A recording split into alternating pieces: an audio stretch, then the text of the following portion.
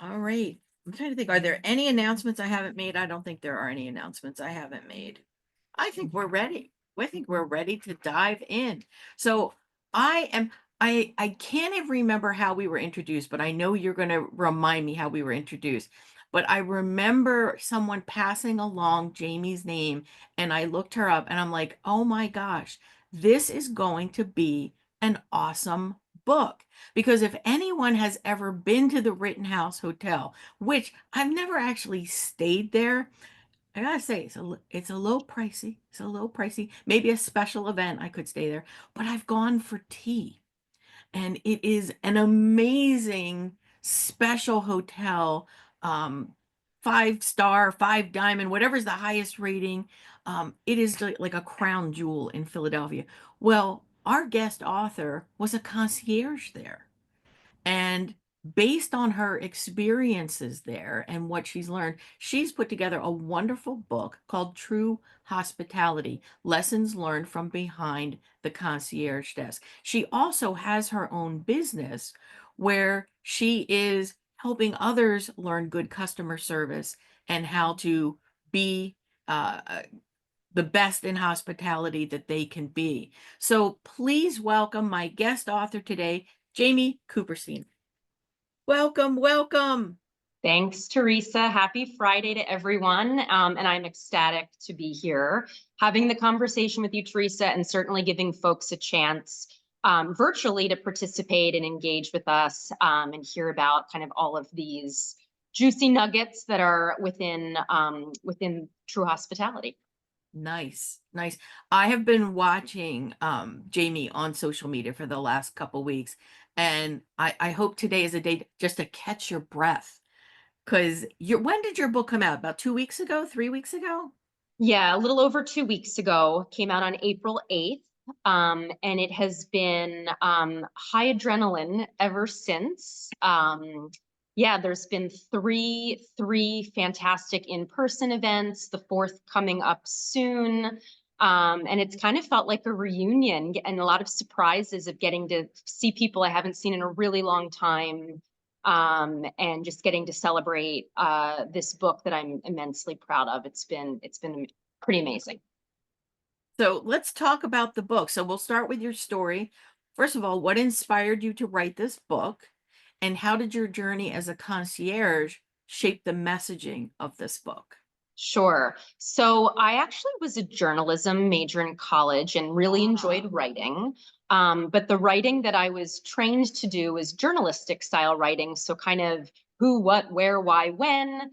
And think reading a sports story in the newspaper. That was my background. Never was it in my wildest dreams to write a book, let alone a memoir.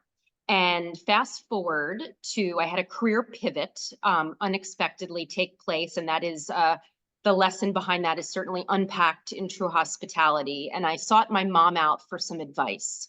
And my mom suggested, knowing that I needed to leave the world of journalism behind, she suggested that I have a conversation with my cousin Jeff, who coincidentally worked at the Rittenhouse Hotel and worked there for many, many years. And I had never stepped foot in the hotel. Like Teresa, I had never stayed overnight at the hotel. I just knew it was a place of luxury, and likely a place that would have a lot of interesting adventures in terms of a Yes. career.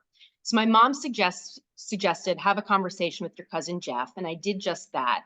And he ultimately was able to secure an interview for me, not get the job, but just an interview. And then I had to do the rest, which was to get myself the job. And I share this really quickly because it wasn't until I started as a concierge at the Rittenhouse Hotel in this unexpected career path that the thought of writing a book entered my mind. Huh. And pretty early on, as a concierge standing in the lobby on the marble floor, I was really witnessing all of these crazy interactions with guests, interactions with my colleagues, who were from all around the world. And I started not writing a book at that time yet, but just taking notes. Yeah. writing kind of Very. little one-liner headers just so I would remember them. Yes. And nothing happened with this list for years. It just was a list that sat on my desk at home. Life got in the way, got married, had a kid, and it wasn't until the pandemic in April 2020 when perhaps like many of you, work kind of came screeching to a halt. And I needed to find some self care, a way to kind of do something for myself in a time where I was just kind of wearing a mom hat and feeding my kid 24/7. And I signed up for a writing class with a local author and coach named Jennifer Shelter. And it was in that class that I started writing scenes that would ultimately become true hospitality. And then the last thing I'll just quickly mention, when I started writing this book, and this was a 5-year journey, I didn't anticipate necessarily that it would be a memoir.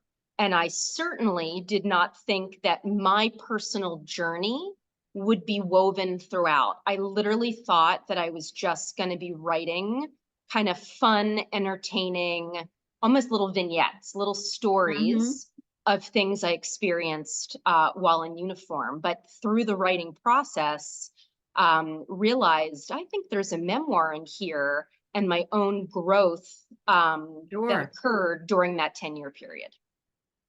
And I want to hear some of those stories. So we're definitely, I want you to, because I can't, well, I can imagine anytime you've worked in a customer service role, in any aspect, whether it be at the lovely Rittenhouse or, working at Target, you gather stories because people are fascinating.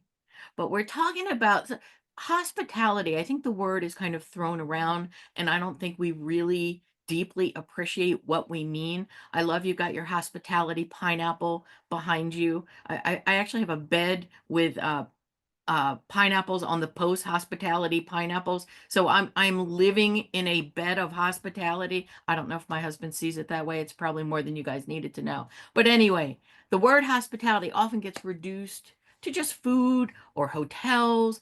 How do you define true hospitality? What is So, that? so great question. So, and this was really, really important to me to have the word hospitality on the cover of the book.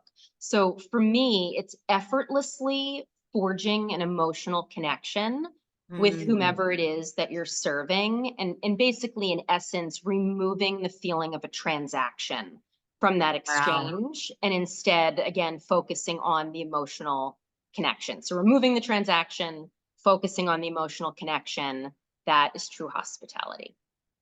I love that because that makes it special. It's not just getting from point A to point B, checking a box. It's something it's something deeper. And Yeah, and you're right, Teresa, that hospitality, in terms of an industry, people do think of that as traditional hotel, maybe private golf club, restaurant, catering, etc. But I always joke that, not every business is a hospitality business, but every business should be hospitality minded. And I yes. think that's where there's a distinction. There's a lot of lessons just to be learned from within the hospitality industry. Absolutely. In fact, there's a client that I work with, and I'm thinking I want to share this video with them. Hospitality is a core value for their organization, and they're not a hotel or food service, but to your point, they want to weave that thinking, that behavior, that mindset into everything that they do. So you would love them, by the way. You would love them.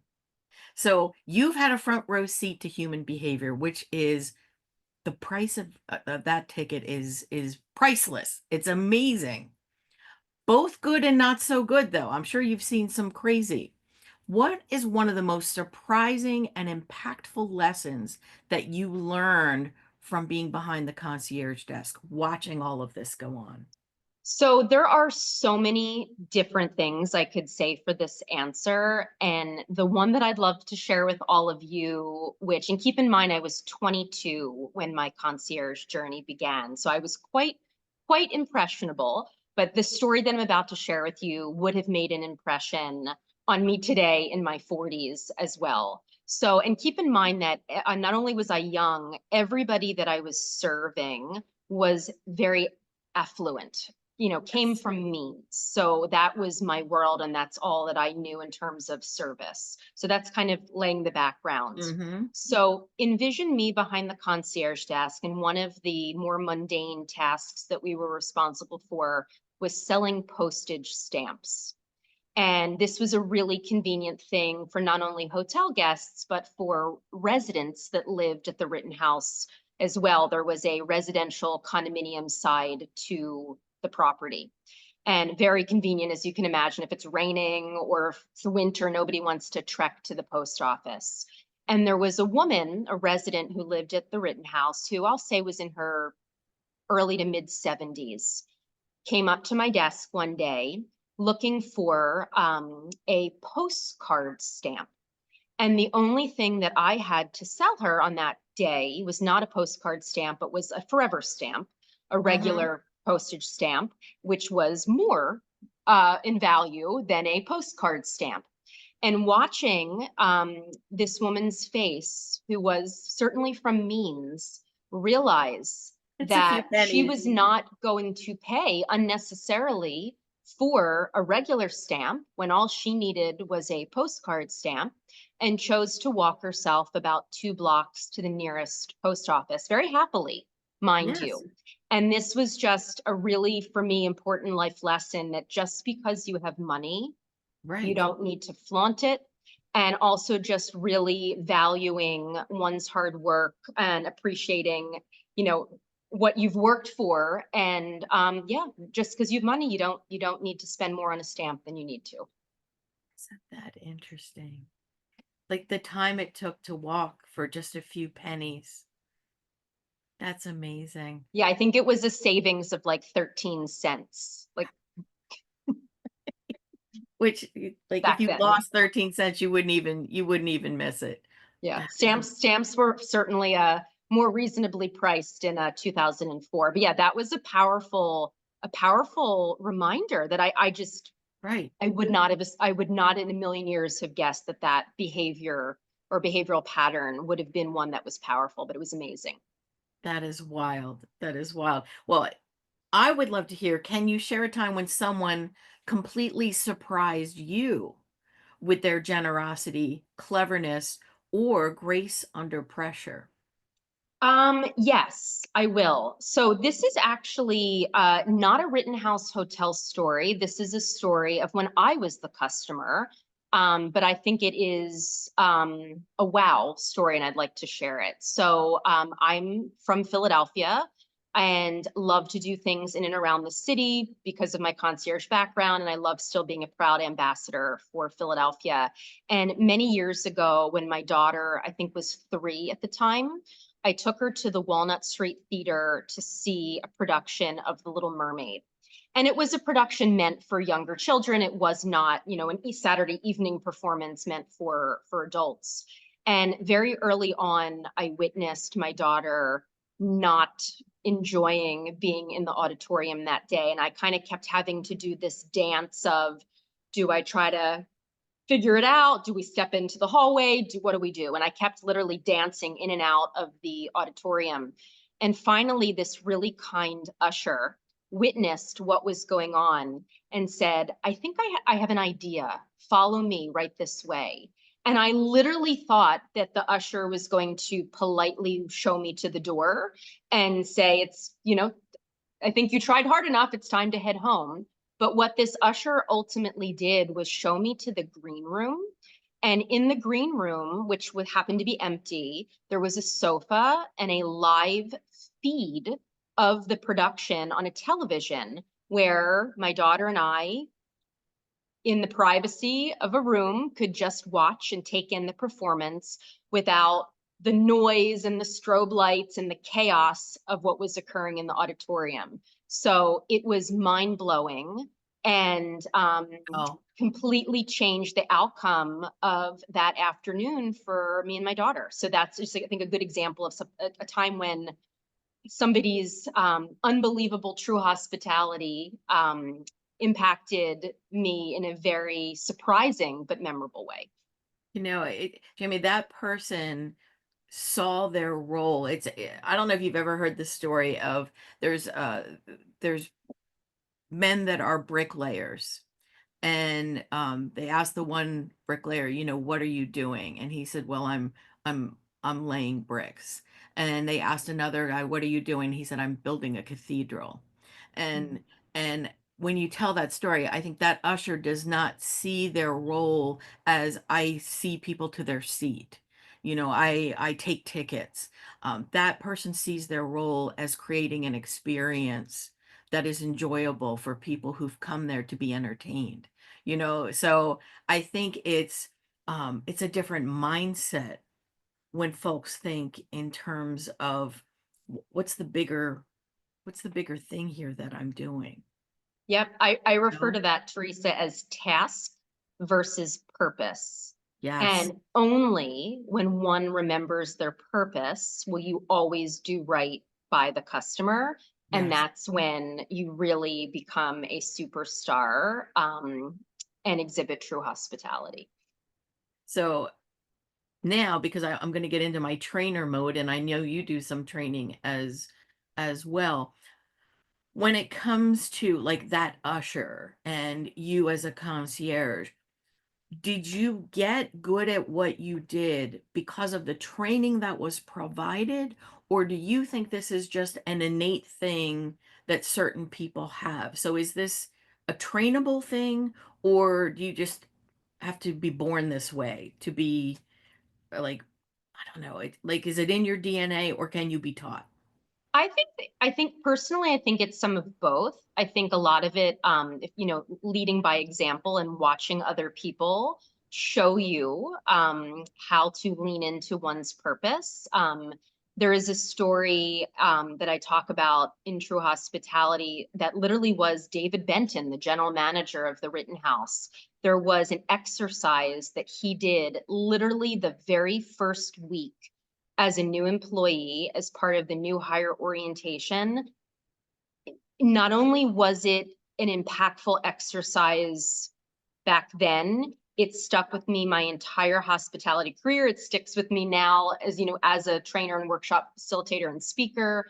But yeah, if you have people that show you the way to do it, I think the sky's the limit. You can absolutely see the value um, that your work and your words have. Yes. That being said, I certainly do think that there is some innate, uh, Yes. mindset in terms of service. But no, I do think it is very, very much a teachable skill.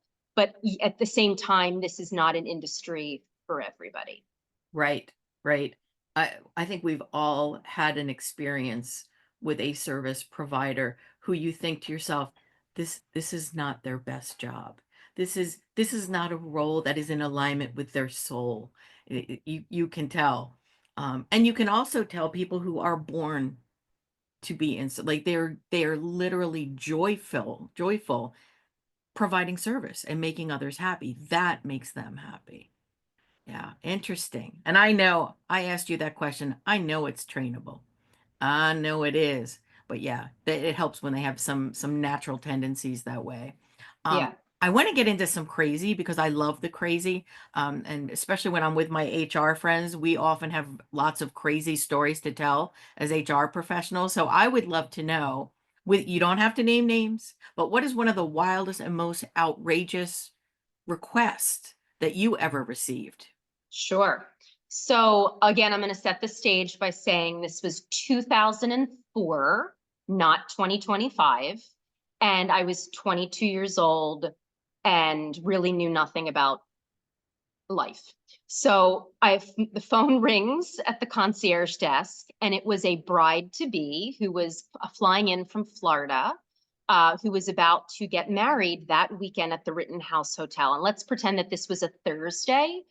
that she called, and her wedding was to be that Saturday. And she was panicking because she could not find a Botox appointment in Florida before she was hopping on the plane headed to Philadelphia, and asked me to secure her an appointment. And again, because this was 2004, Botox had just gotten approved by Wow. the FDA like a year and a half before. It wasn't really a known thing. I certainly had no idea what it was, nor where to get such a procedure. Back then, it was only a procedure you could get in a plastic surgeon's office. I came to find out it was not something that was mainstream. So thankfully, she was on the phone and not in front of me, so I didn't have to have a poker face. But I said, "Great question. Let me find out for you," and put her on hold. And then I panicked and Googled it, turned to some of my Yes. colleagues who were at the front desk. And lo and behold, one of my colleagues at the front desk had heard of what Botox was. And once we both quickly realized it was just a plastic surgery uh, type appointment. The good Hmm. news, and this is where there was somebody was looking out for me, was in the retail space at the Rittenhouse Hotel. One of the handful of businesses was a plastic surgeon's office, if you can believe it. How So convenient. I, on the other line, call over to the plastic surgeon's office. I said, "I've got a bride to be who's looking for an appointment tomorrow. Can you make it happen? Her wedding is Saturday." And ultimately, I was able to connect the bride with the office. They made it happen, and got to meet that bride a day and a half later in person. So yeah, that's how I came to know what Botox was, and it was one of the crazier requests that has been thrown my way. That is a crazy request, especially for that time. I think today, it's still kind of a request you wouldn't expect to get as a concierge, but I think we all know what it is now. At that time, holy cow. Did you ever Yeah. have somebody ask for something that was like you couldn't accommodate? Was there ever anything you couldn't accommodate? So there were some examples of that. One that comes to mind, this is mentioned in the book, somebody that was a collector of rare things, and specifically Beanie Babies. If you all Oh, remember kind wow. of the Yes. Beanie Baby craze, I think it was in the 90s. Yes. And this collector wanted me to try to help her find literally a few, the brown moose or whatever, whatever Right. the That was rare, difficult to get. yeah, whatever the rare ones were. And in an effort to not, overpromise, I basically had to say, "I cannot guarantee I can find you the brown moose, but here's what I can do." And Yes. came up with a whole list of stores that she could frequent, hours for the stores, etc. Gave her kind of a map and suggest a planned route that I thought she should take that was the most efficient route. But yeah, I mean, at the end of the day, no, I cannot find the rare brown moose. But you tried Sure. and learned some valuable lessons along the way. Interesting.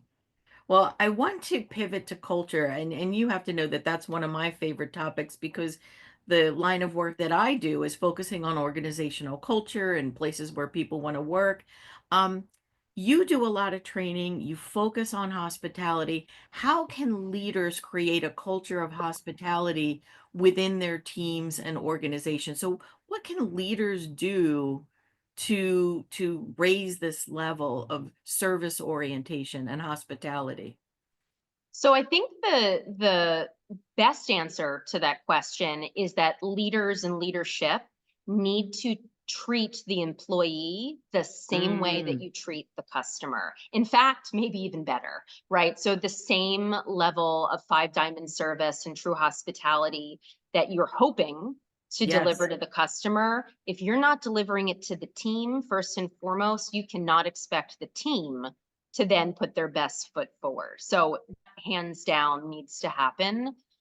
You also, and everybody, this is cliche and everybody's heard this before, but you need to pay your team well, right? If somebody doesn't feel valued and is not making a decent living wage, it's oh, hard work. It's really hard work, whether you're standing for 8+ hours, Yes. Or serving customers for 8+ hours. It may not be a job that requires a PhD, but it is a job that you need to bring your A game, and you need to pay somebody in order to expect them to bring their A game forward. Yes. I so want to high five you, Jamie. I so want to high five you because one, it needs to be role modeled. You need to treat your employees as well, if not better, because they need to be living that. And the pay thing is not for nothing, you know? The pay thing, um, people need to be compensated fairly. Yeah. I I love that. We had an author whose family was part of the Strawbridges family, Strawbridge and Clothier, and she wrote a book on how her family managed the Strawbridges stores, and the leadership there really truly treated those employees so well, like knew who they were, like just like senior leaders knowing the names of people. It was amazing. So I'm looking, I'm casting a net, my friends that are out in the chat room. I'm looking for where are those employers now that do those things, that pay fairly, that treat their employees really well. I want to collect them. I want to Yeah. find them. And Teresa, can I just share just a Sure. quick story of the impact of paying somebody well? Um, just a story from my time at Two Liberty Place. So there was an exemplary employee, somebody that I recruited actually from the Rittenhouse Hotel, a veteran hospitality worker. And at one point, after about, I'll say maybe 6 months on the job, asked for a raise. And this was somebody, let's just make up a number. Let's say he was making $16 an hour and asked for $18 an hour and was told no, and Okay. ultimately left. And the reason I share this story is this worker found a different job at a competing luxury high rise for that $18 an hour that he was seeking. And let's pretend that this was 2010, this conversation and this change of job. Today in 2025, that employee still works to this day at the other employer, Wow. has moved up the ladder, is the assistant community manager, thriving, loyal, and is well loved in that community. And all because of $2 an hour, Great. they let him walk. And so just an example of, if somebody, I'm glad that he realized what he was worth and he left, but you have to be mindful of paying people a Yes. respectable wage and keeping those good people. Don't let them walk out the door. Absolutely. This is where leaders need to have kind of bigger picture thinking. And instead of like, well, no, this is what the range is that I think. No, let's think big here. Who is this guy? What value does he add? Do we want him here forever? Yeah. Oh my gosh. Interesting. What's beautiful is you've gotten to watch how that story played out. So the lesson is even bigger for you. Correct. It's amazing.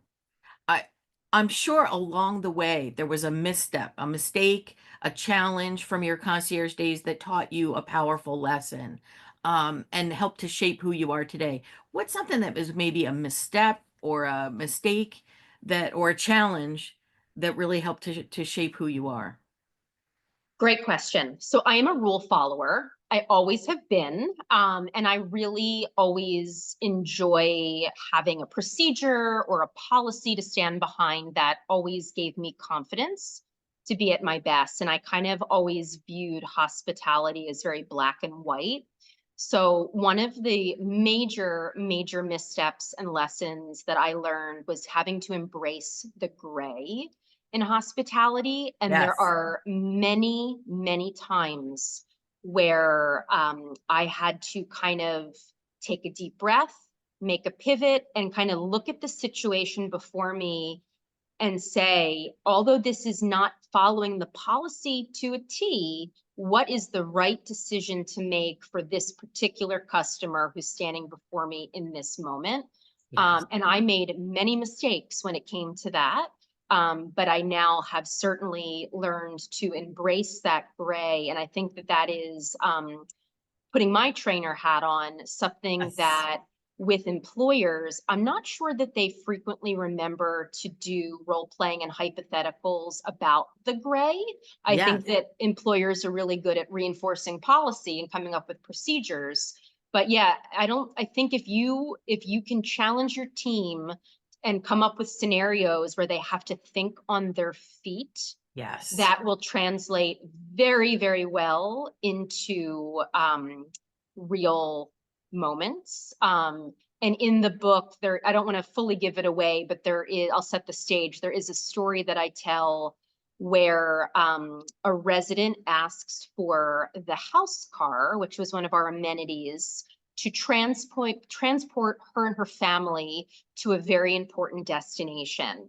And I ultimately made the wrong decision and followed policy as opposed to doing right by her family, and kind of the aftermath of that. And really the main teachable moment in the book is that my boss, the community manager at the time, the person that I reported to, when she came marching down to complain, he had my back even though I made the wrong decision.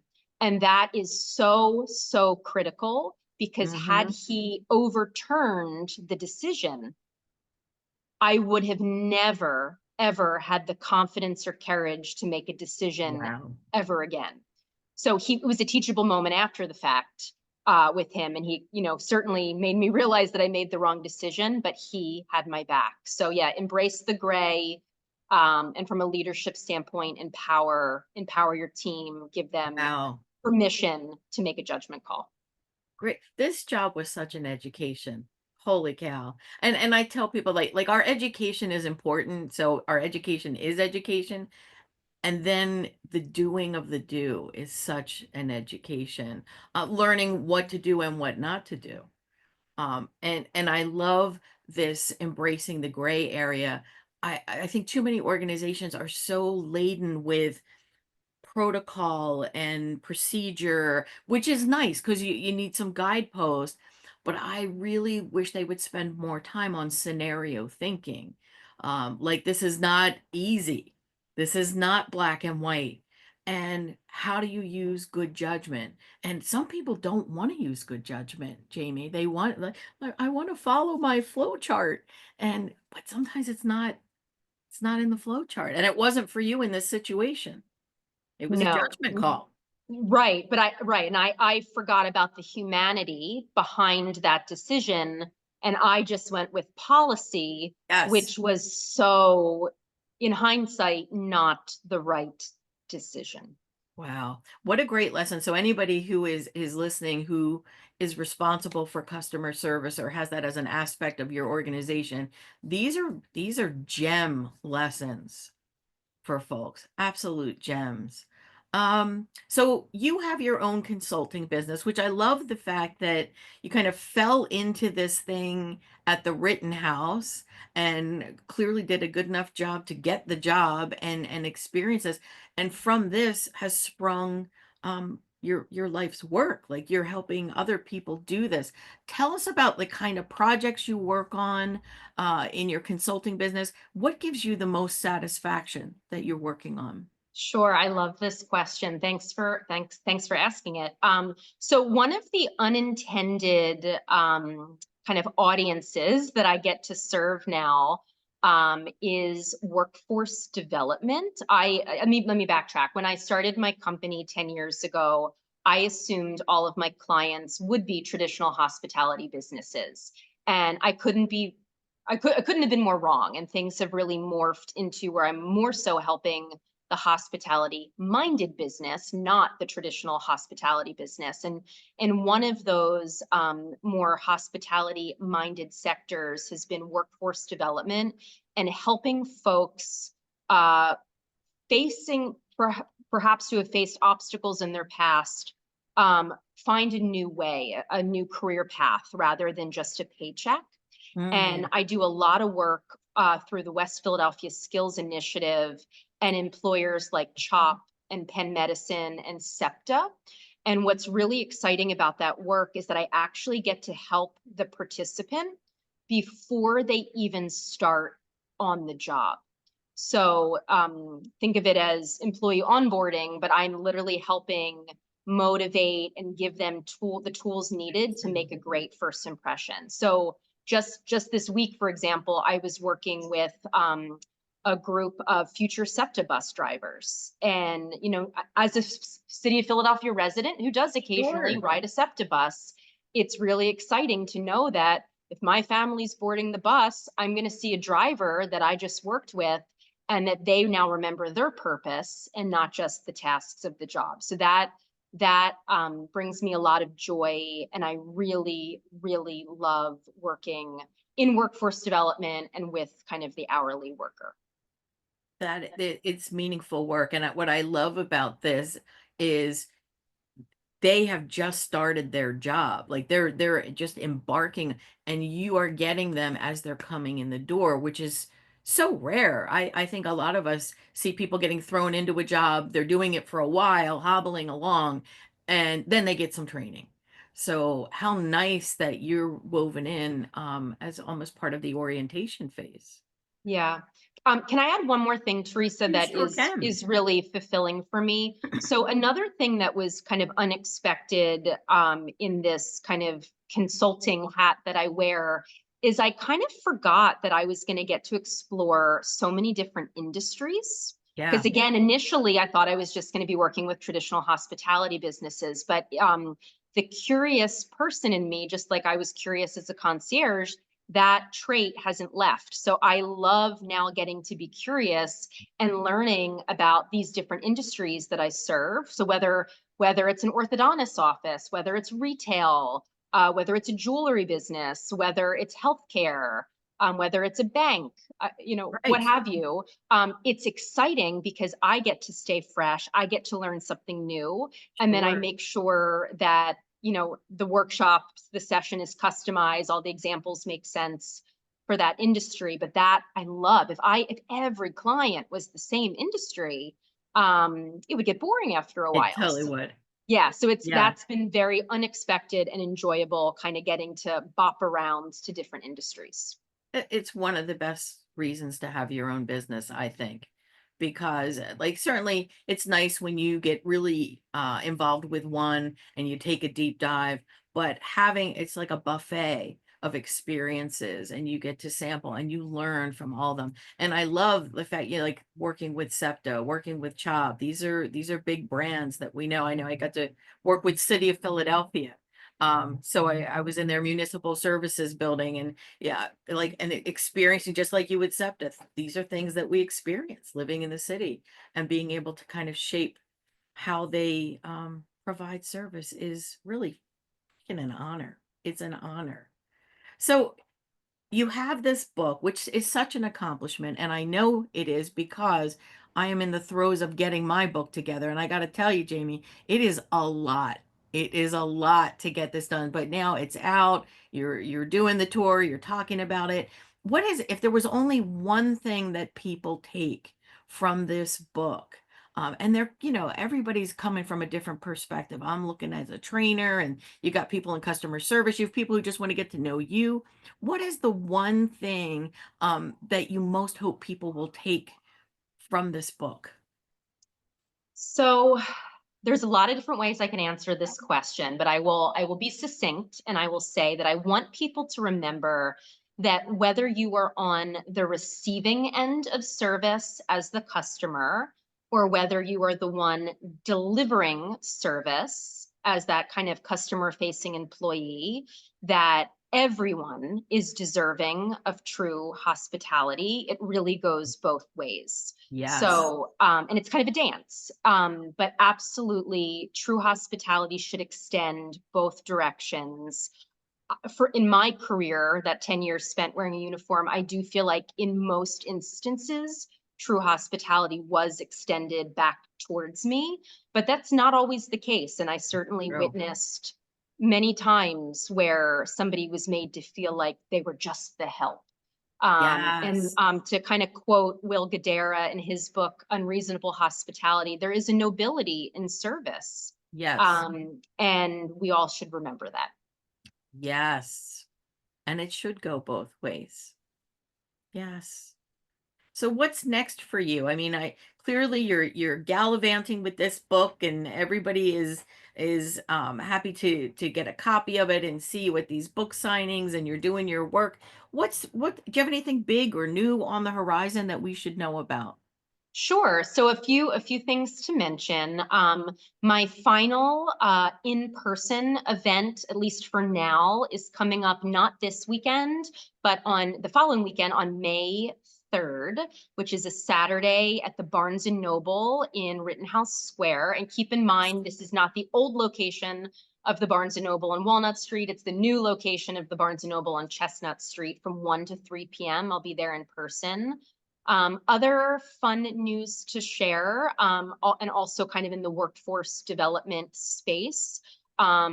Philadelphia Works has sponsored a few upcoming trainings that I'm doing that are completely free for Nice. attendees. And we're kind of doing a tour of the greater Philadelphia area.